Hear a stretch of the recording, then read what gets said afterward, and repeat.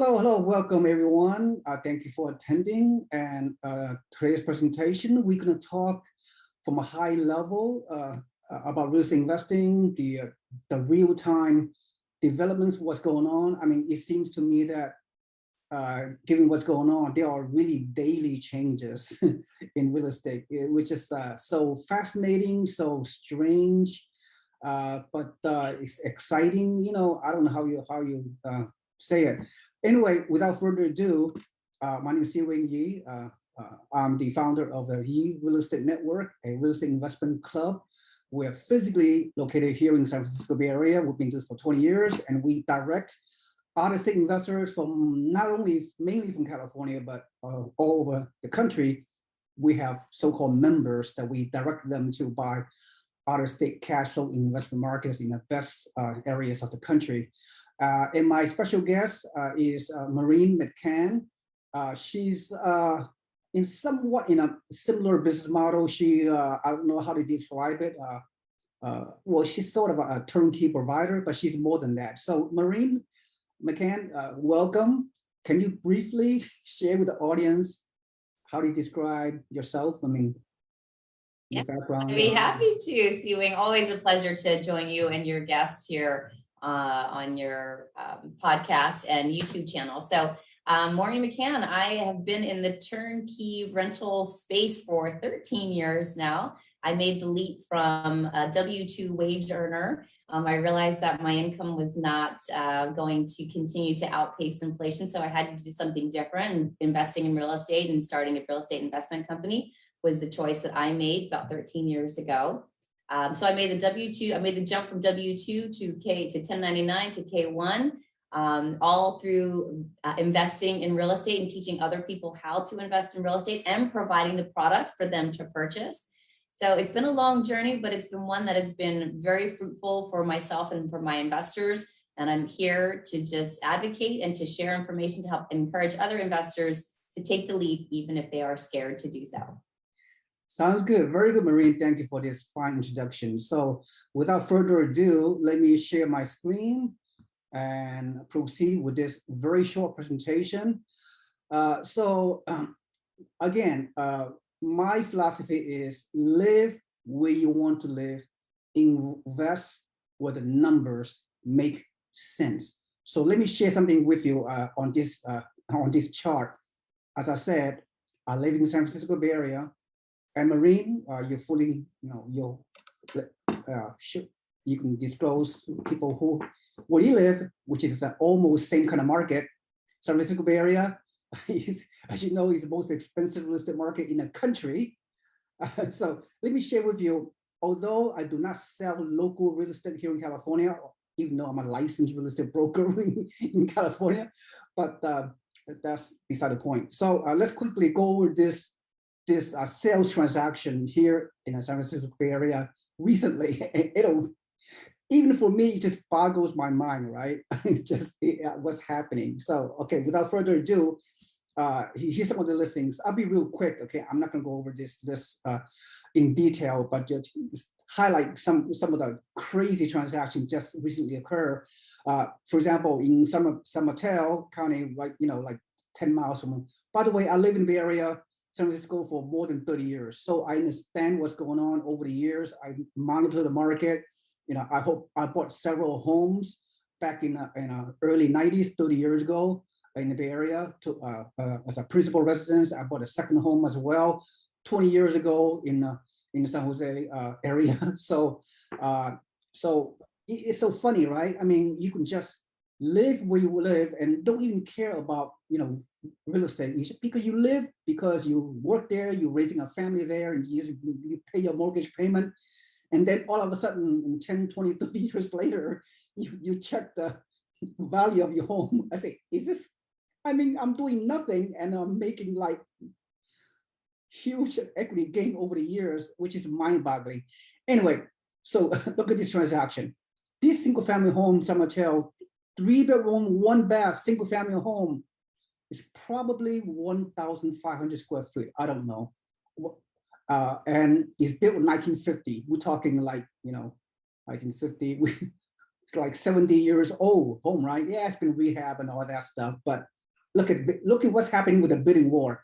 These properties on this list, typically there are like 10 to 20 people making offers. In this one example, it's listed at 1.4 and it's sold for ask at 1.9. Okay, 10 offers. Let's look at another situation. This fixer-upper in San Jose, single-family home, probably 1,500 square foot, 3-bedroom, 2-bath, listed at 1.9, sold for 2.61. Let me see what else. Anything out of the ordinary? Let me see what else. You get the idea, right? Oh, look over here. Another single-family home, probably built 60, 70 years ago. Very small square footage, 1.6 list price. The final sold is 2.35. I mean, this is insane. Anything else? Yeah, here, San Mateo, 20 miles from San Jose, list for 1.5, sold for 2.1. Anyway, that's what's going on. And Maureen, you live in Southern California. I mean, the price is a little bit lower there, but not much.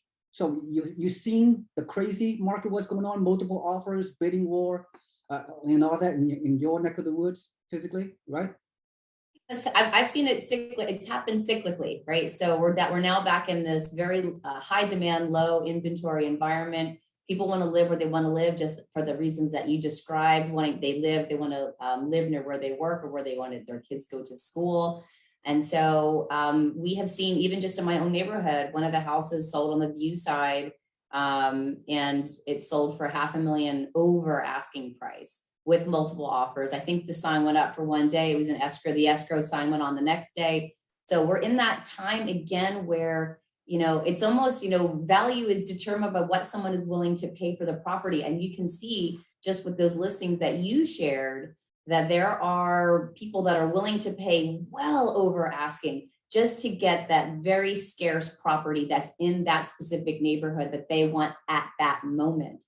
So we are going to continue to see this type of trend, which is really good for real estate investors and for primary homeowners, because you, with the properties that you own in your own backyard, your primary included, I am sure that you have, you are out, the capital appreciation or the equity that is building up in your homes over that period of time far exceeds what the current inflationary rate is. So are you creating wealth just by being the note holder on a leveraged property? You absolutely certainly are. And so are the real estate investors out there too, who understand the concept of using leverage to outpace inflation.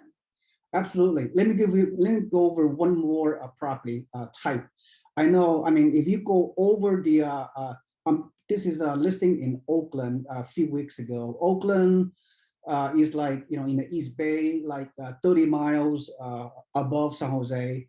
And historically, this kind of neighborhood in Oakland, some of you may have heard, Oakland is a rough neighborhood, at least back in the old days. And still does, it all depends what neighborhood, right? Some neighborhoods are still a lot of crimes, right? Very, very, very, very rough neighborhood. But there are certain neighborhoods are better, just like any other market, any other city, right? There's a good part of town, there's a bad part of town. But this particular property is located in a decent part of town, kind of close to, like the school rating is probably with the Zillow is about 5 out of 10, not so great. Look at this.